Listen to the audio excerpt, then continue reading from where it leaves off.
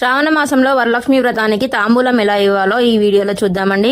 ముందుగా ఇంటికి వచ్చిన ముత్తైదుకి కుంకుమ పెట్టాలి. నుదుటిన బొట్టు పెట్టిన తర్వాత గంధంని పూయాలండి.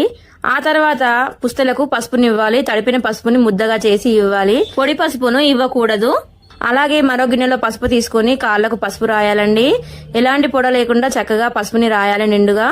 అలాగే వాయనంలో ఏమి ఇవ్వాలో చూద్దాము. 2 జాకెట్ ముక్కలు, పసుపు కుంకుమ ప్యాకెట్, ఎరుపు లేదా పచ్చ రంగు గాజులు, పోకలు, ఎండు ఖర్జూరాలు, ఇవి లేకపోతే ఒక పొడి ప్యాకెట్ కూడా ఇవ్వచ్చు. అలాగే నానబెట్టిన శనగలు, పూలమాల లేదంటే 2 పువ్వులనైనా ఇవ్వవచ్చు.